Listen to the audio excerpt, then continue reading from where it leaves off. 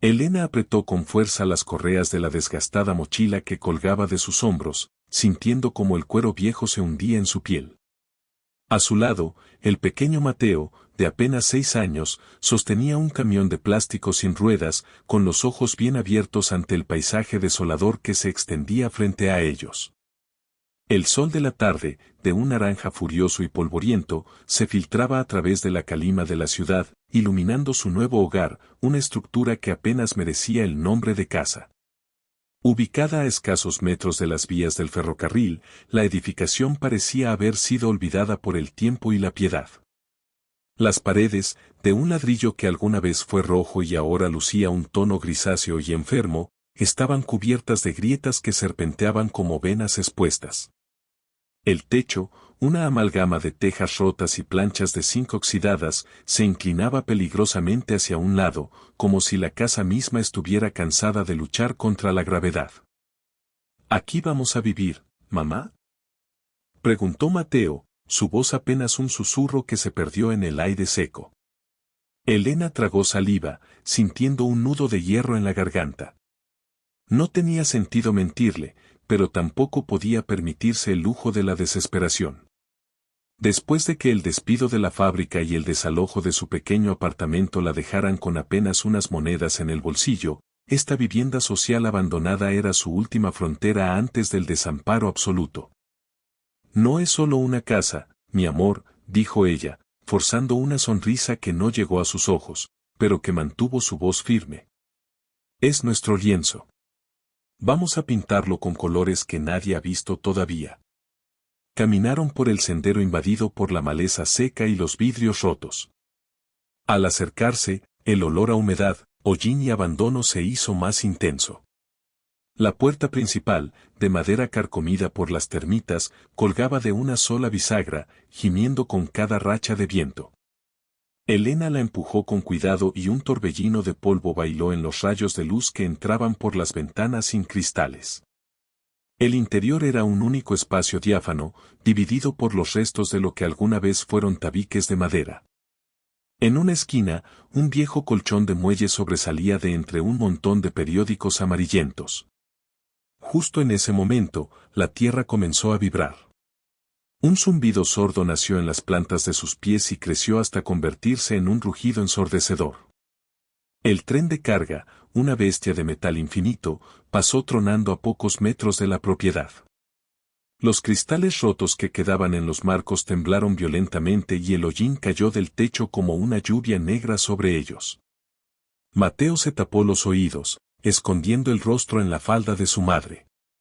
Elena no se movió. Se quedó allí, de pie en medio de la sala en ruinas, sintiendo el poder bruto del tren sacudiendo sus huesos.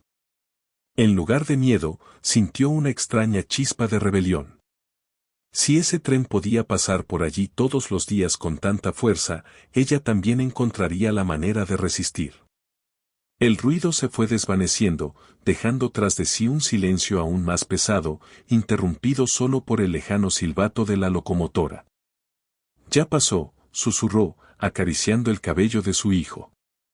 El tren nos avisará que el mundo sigue moviéndose, Mateo. Nosotros también nos moveremos. Esa primera noche fue una prueba de fuego. Sin electricidad ni agua corriente, Elena encendió un par de velas que había guardado con celo. Limpió una pequeña zona del suelo con una rama de arbusto a modo de escoba y extendió una manta vieja para que ambos pudieran tumbarse. Mientras el niño dormía, agotado por el viaje y la incertidumbre, Elena se quedó sentada contra la pared descascarada, observando las sombras que proyectaba la llama de la vela. Miró hacia las vigas del techo y, por un agujero en el zinc, vio una sola estrella brillando intensamente en el cielo nocturno. No era un paraíso, ni mucho menos. Era una ruina rodeada de óxido y ruido. Pero bajo el polvo y el abandono, Elena juró que rescataría la dignidad que la pobreza intentaba arrebatarle. Mañana empezaría el trabajo duro. Mañana, las grietas empezarían a cerrarse. El amanecer en las vías del tren no llegaba con el canto de los pájaros, sino con el lamento metálico del primer convoy de las 6 de la mañana. Elena se despertó antes de que el sol asomara, con el cuerpo entumecido por la dureza del suelo y el frío que se filtraba por las rendijas de las paredes. Sin embargo, no había tiempo para lamentaciones. Se puso de pie, se sacudió el polvo de la ropa y observó a Mateo, que aún dormía profundamente, ajeno a la magnitud de la tarea que tenían por delante. El primer objetivo de Elena era el agua. Sabía, por lo que le había dicho el viejo guarda de la estación a 1 kilómetro de distancia, que había una bomba manual en el patio trasero que no se usaba desde hacía décadas. Salir al exterior fue enfrentarse a una selva de maleza, escombros y restos de metal oxidado que parecían haber brotado de la misma tierra. Con un trozo de hierro que encontró cerca de las vías, comenzó a golpear la vegetación, abriéndose paso hacia la parte trasera de la propiedad. Allí estaba la bomba, un tótem de hierro fundido cubierto de moho verde. Elena comenzó a accionar la palanca con un ritmo desesperado. El chirrido del metal seco hería los oídos. Al principio, solo salieron bocanadas de aire viciado y un polvo rojizo, pero ella no se rindió. Sus manos empezaron a ampollarse, el sudor le corría por la frente mezclándose con el hollín del día anterior, hasta que, finalmente, un chorro de agua marrón y espesa brotó con violencia. Dejó que corriera hasta que el líquido se volvió cristalino y frío. Se lavó la cara con una urgencia casi religiosa, el agua era el primer signo de vida, la primera victoria contra la decadencia.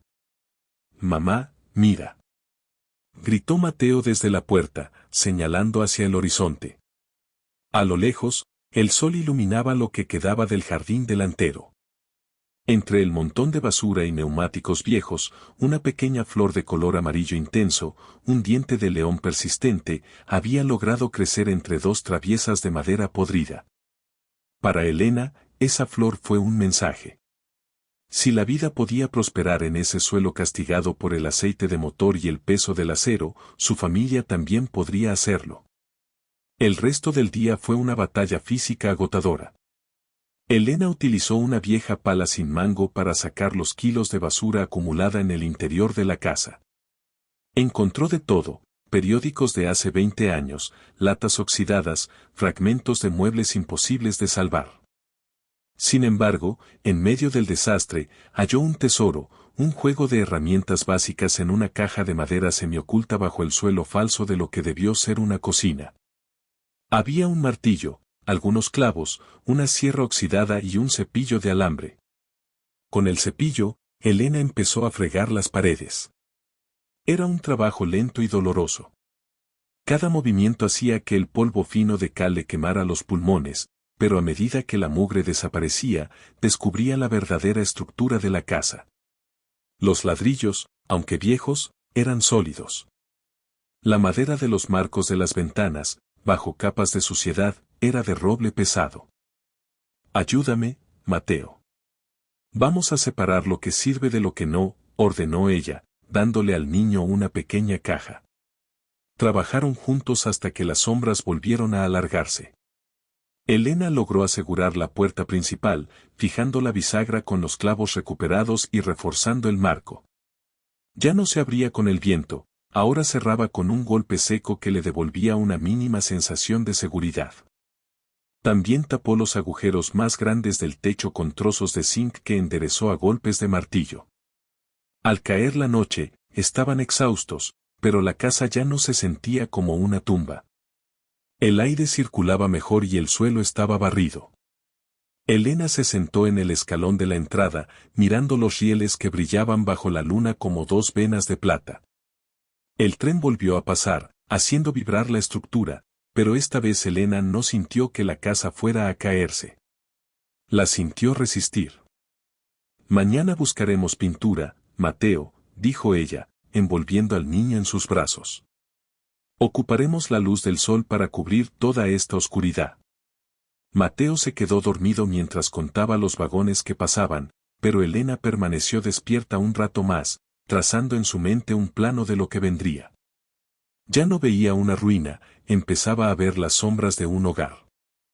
El tercer día comenzó con un cielo grisáceo que amenazaba lluvia, un desafío que Elena no podía ignorar. si el techo no resistía, todo el esfuerzo de limpieza del día anterior sería en vano. Sin embargo, su prioridad inmediata era transformar la atmósfera lúgubre de las paredes. Con apenas unos pocos billetes guardados en el fondo de su bota, caminó con Mateo hasta una pequeña ferretería en las afueras del pueblo más cercano, a 3 kilómetros de distancia. Allí, en un rincón de liquidación, encontró 3 botes de pintura blanca que habían sido rechazados por tener la tapa abollada y un pequeño frasco de tinte azul. El vendedor, un hombre de rostro curtido que parecía reconocer la determinación en los ojos de la mujer, le regaló un par de brochas usadas y un rodillo desgastado. Esa casa junto a las vías ha estado muerta mucho tiempo, señora, dijo el hombre mientras envolvía las brochas. Tenga cuidado, el tren no tiene amigos. El tren solo hace ruido, señor, respondió Elena con una dignidad que dejó al hombre en silencio. El silencio es lo que da miedo. De regreso en la casa, el trabajo se convirtió en una danza contra el tiempo.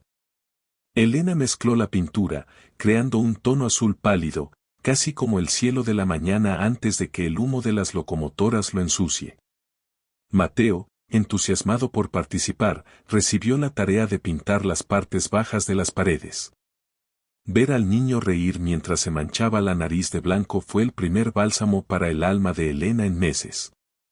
A medida que el azul y el blanco cubrían el gris del ladrillo y el negro del hollín, la habitación pareció ensancharse.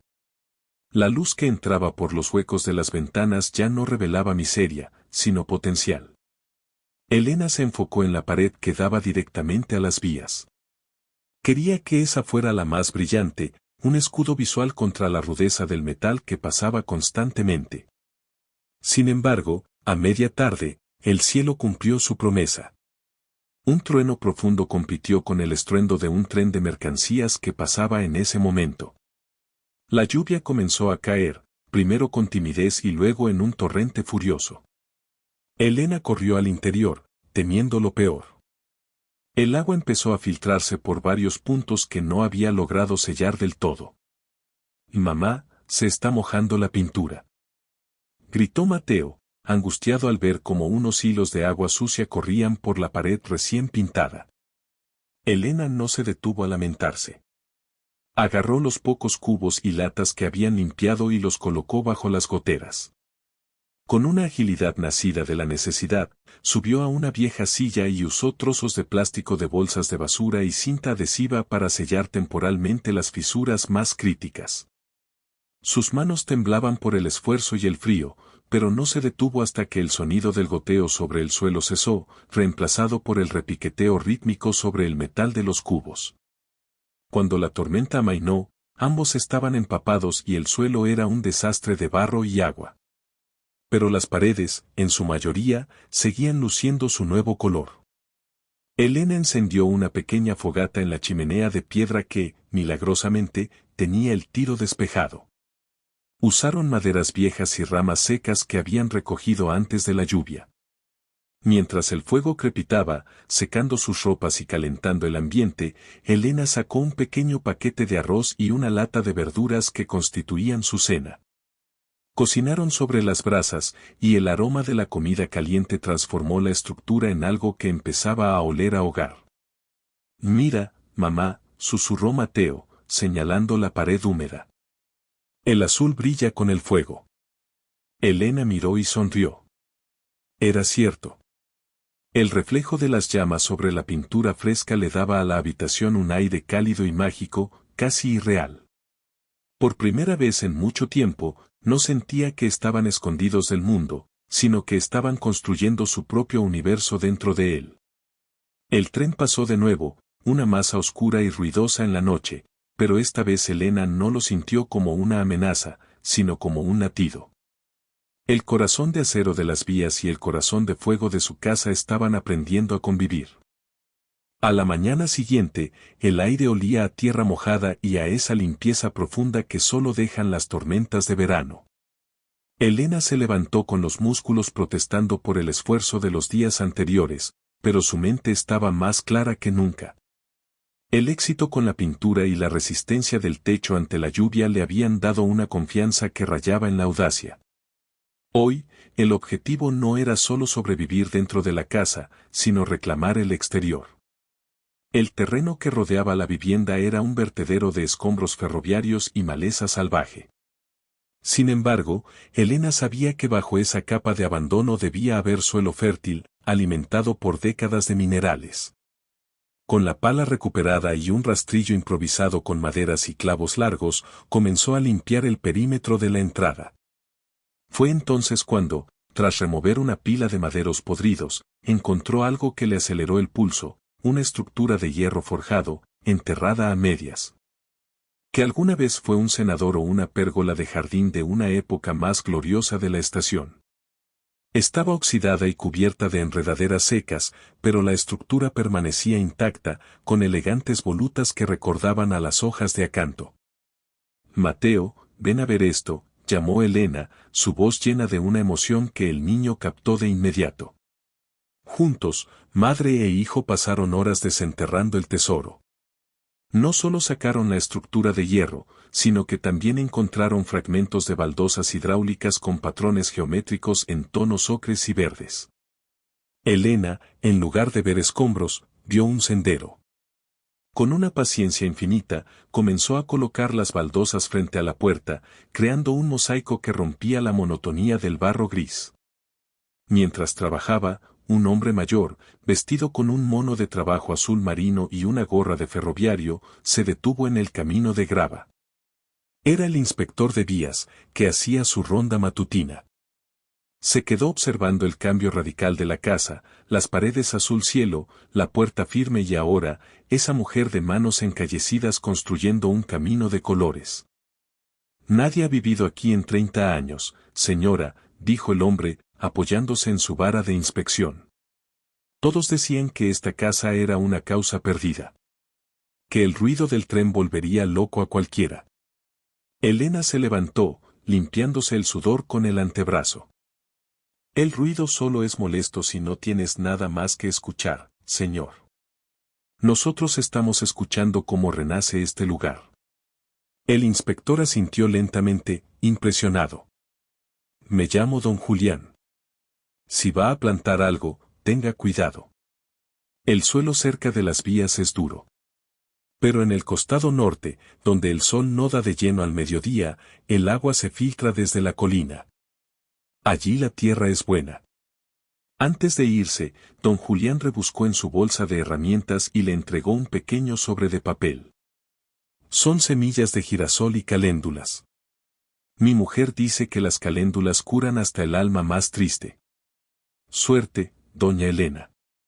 Ese regalo fue el combustible que Elena necesitaba.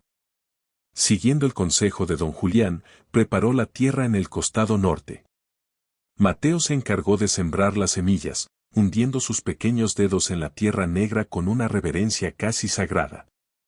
Al mediodía, el calor se volvió intenso, pero Elena no se detuvo. Usó el cepillo de alambre para quitar el óxido de la pérgola de hierro y, con los restos de la pintura blanca, comenzó a restaurarla. Lo que antes parecía chatarra, ahora empezaba a brillar como un encaje metálico contra el fondo de los vagones de carga que pasaban. El contraste era asombroso. Cuando el tren pasaba, esa mole gris, ruidosa y pesada, ahora se encontraba con una visión que no encajaba con el paisaje industrial, una mujer y un niño creando un jardín de la nada. Los maquinistas empezaron a notar el cambio, algunos incluso hacían sonar el silbato de forma breve y amistosa al pasar, un saludo que Mateo respondía agitando los brazos con alegría. Al caer la tarde, Elena se sentó en su nuevo sendero de baldosas. Tenía la espalda dolorida y las uñas negras de tierra, pero al mirar hacia atrás, ya no veía la casa en ruinas. Veía una estructura que tenía alma. Las paredes azules parecían vibrar con la luz del crepúsculo, y la pérgola blanca esperaba, como un esqueleto elegante, a que las flores de Mateo decidieran subir por ella. ¿Crees que las flores crecerán pronto, mamá?, preguntó Mateo, apoyando la cabeza en su regazo. «Crecerán más rápido de lo que imaginas», respondió ella, mirando las vías. Porque aquí tienen un motivo para salir, quieren ver en qué se está convirtiendo este paraíso. Esa noche, por primera vez, Elena no durmió pensando en lo que le faltaba, sino en lo que había logrado rescatar del olvido. El tren pasó a medianoche, pero su rugido ya no sonaba a amenaza, sino a un aplauso metálico que resonaba en la oscuridad. La cuarta semana comenzó con un golpe de suerte que Elena no esperaba. El pueblo cercano había iniciado la remodelación de un viejo almacén municipal y una montaña de materiales desechados se acumulaba en la acera. Elena, con su instinto de buscadora de tesoros ahora más afilado que nunca, consiguió permiso para llevarse lo que quisiera antes de que el camión de la basura hiciera su última ronda. Con la ayuda de un viejo carro de mano que le prestó don Julián, el inspector de vías, Elena realizó varios viajes bajo el sol abrasador. El botín era inestimable: 4 marcos de ventanas de madera maciza con sus cristales intactos, un par de contraventanas de color verde bosque y varias tablas de pino que solo necesitaban un poco de lijado. Esto es lo que nos dará la paz, Mateo, explicó ella mientras descargaba los marcos frente a los huecos vacíos de la fachada. El sonido del tren se quedará afuera y el calor se quedará adentro. La instalación de las ventanas fue la tarea más técnica y difícil que Elena había enfrentado. Sin formación en carpintería, tuvo que confiar en la lógica y en la observación. Usó barro mezclado con un poco de cal para sellar las juntas y calzos de madera para nivelar los marcos. Sus manos, ya curtidas por el trabajo duro, sangraron más de una vez al encajar los pesados cristales, pero el dolor era un precio pequeño comparado con la satisfacción de ver, por primera vez, el reflejo del cielo en la fachada de su casa. Cuando el sol comenzó a bajar, Elena se tomó un momento para observar el efecto. Las ventanas ya no eran ojos vacíos que miraban hacia las vías con tristeza. Ahora, el cristal devolvía una imagen nítida del paisaje, multiplicando la luz y otorgando a la vivienda una dignidad que no había tenido en décadas. Pero el verdadero cambio ocurrió en el interior. Con la madera de pino recuperada, Elena decidió atacar el problema de la sala de estar. No tenían muebles, así que construyó un banco corrido bajo la ventana principal que servía también como arcón para guardar sus pocas pertenencias. Mateo ayudó lijando las superficies con una piedra pómez hasta que la madera quedó suave al tacto. «Parece una casa de verdad, mamá», susurró el niño, pasando la mano por la madera nueva. «Ya no parece que estemos acampando». Sin embargo, el desafío de la pobreza seguía acechando. Sus ahorros estaban casi agotados y el invierno, aunque lejano, enviaba sus primeros avisos en forma de vientos frescos por la noche. Elena sabía que necesitaba un medio de vida. Fue entonces cuando miró su pequeña mesa improvisada y las flores que empezaban a brotar en el jardín de Mateo. «Si podemos transformar esta casa, podemos transformar cualquier cosa», pensó en voz alta. Elena decidió usar su habilidad para la costura y la restauración. Con trozos de telas que había ido rescatando y lavando con esmero, empezó a confeccionar cortinas para sus nuevas ventanas. No eran telas de lujo, eran retazos de lino y algodón, pero los unió con un diseño de patchwork tan artístico que parecían tapices. Al colgarlas, la luz del sol se filtraba en el interior creando patrones de colores que bailaban sobre el suelo de baldosas que habían rescatado. Esa tarde, el tren de pasajeros de las 5, que normalmente pasaba a toda velocidad, redujo la marcha debido a unas obras en la vía. Una mujer mayor, vestida con elegancia, miró por la ventanilla del vagón de primera clase y sus ojos se abrieron de par en par. Vio la casa azul, las ventanas relucientes, las cortinas de colores y a una madre y un hijo trabajando en un jardín que desafiaba a la lógica industrial. La mujer tomó nota mental de la ubicación, algo en esa estampa de resistencia y belleza le había conmovido el corazón. Al caer la noche, Elena encendió una pequeña lámpara de aceite que había reparado. El interior de la casa estaba transformado. Ya no había ecos vacíos ni el olor a abandono. Había un aroma a madera limpia, a comida caliente y a esperanza. «Mañana será el día en que el mundo sepa que estamos aquí, Mateo», dijo Elena, mientras terminaba de coser un pequeño cojín para el banco de madera. Ya no somos los que viven junto a las vías. Somos los que han hecho florecer el hierro. El tren nocturno pasó, pero esta vez, gracias a los cristales y las contraventanas, su estruendo fue solo un murmullo lejano, un recordatorio de que el mundo seguía girando, mientras ellos, por fin, tenían un lugar donde descansar de verdad. La noticia de la Casa Azul del ferrocarril comenzó a correr como la pólvora, pero no por rumores, sino por la curiosidad visual de los viajeros. El tren, que antes era una barrera entre Elena y el resto del mundo, se convirtió inesperadamente en su mejor escaparate. La mujer elegante que la había observado desde el vagón de primera clase resultó ser la dueña de una exclusiva tienda de antigüedades y decoración en la ciudad vecina, y no tardó en aparecer un sábado por la mañana, conduciendo un coche que levantaba nubes de polvo en el camino de grava.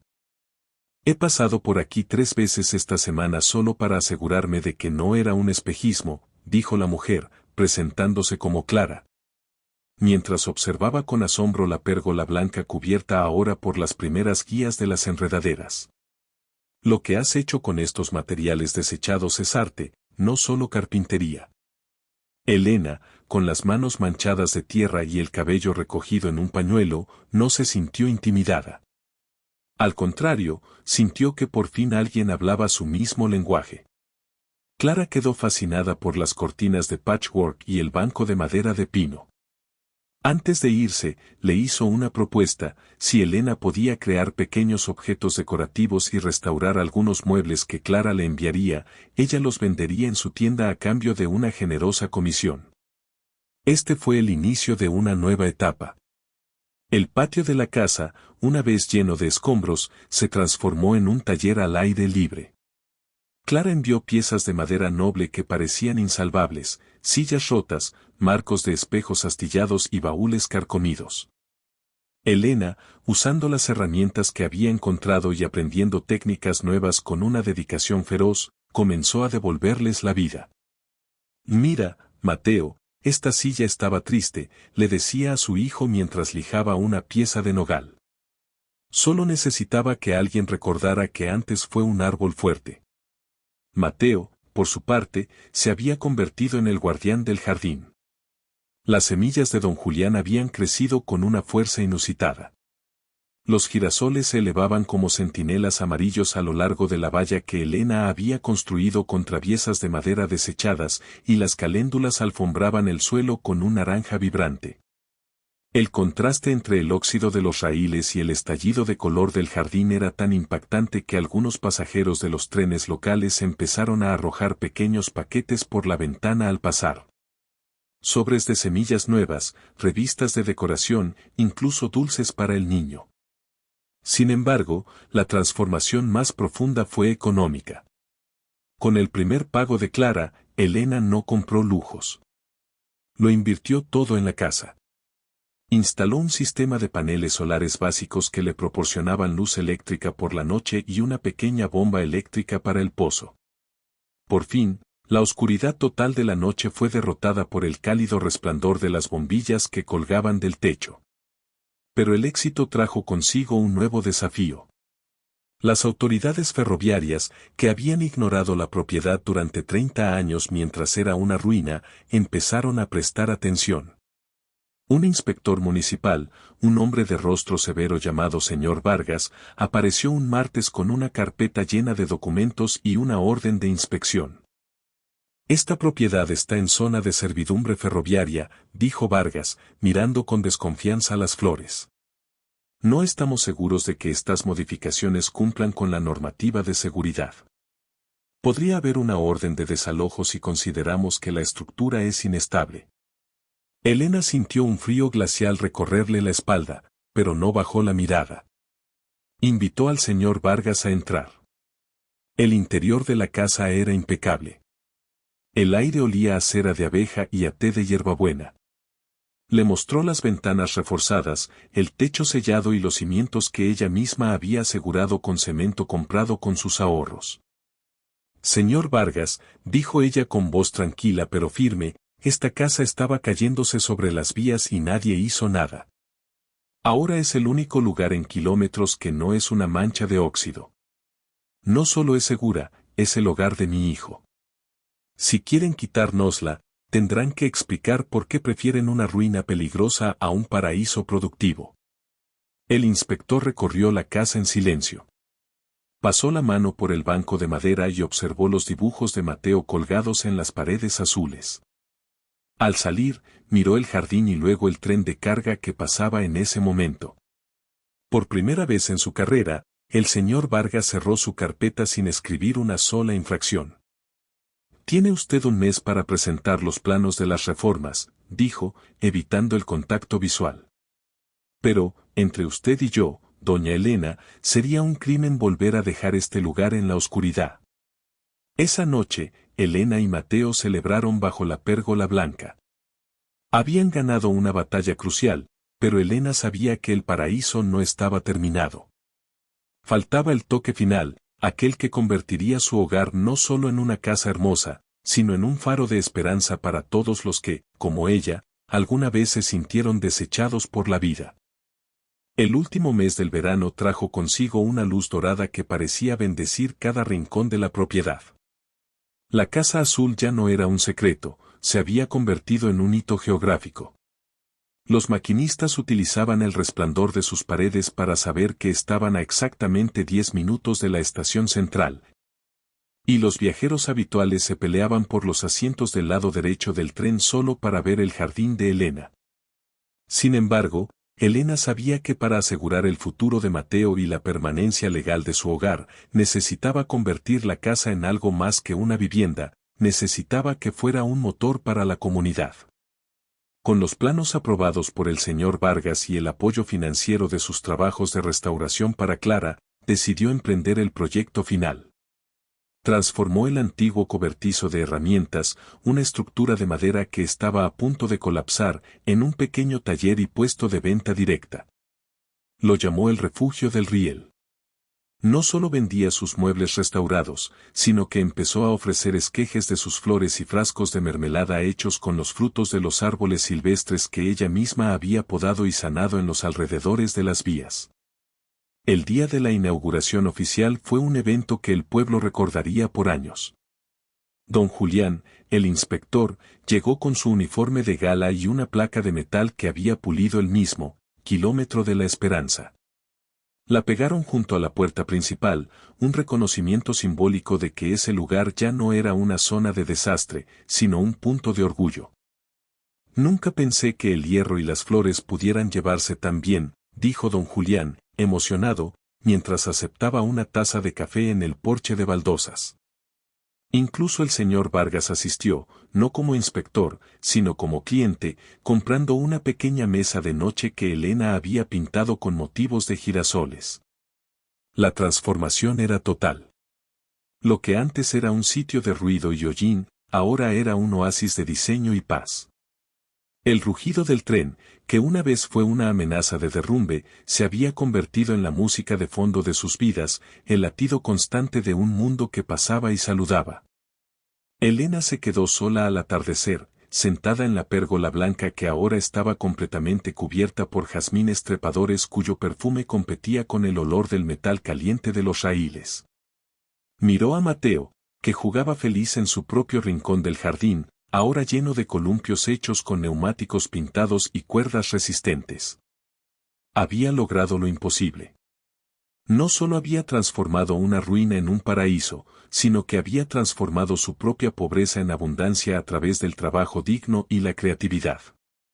Ya no era la mujer desesperada que llegó con una mochila y un hijo asustado, era la arquitecta de su propio destino, la mujer que había demostrado que la belleza puede crecer en cualquier lugar, siempre que haya alguien dispuesto a cuidarla.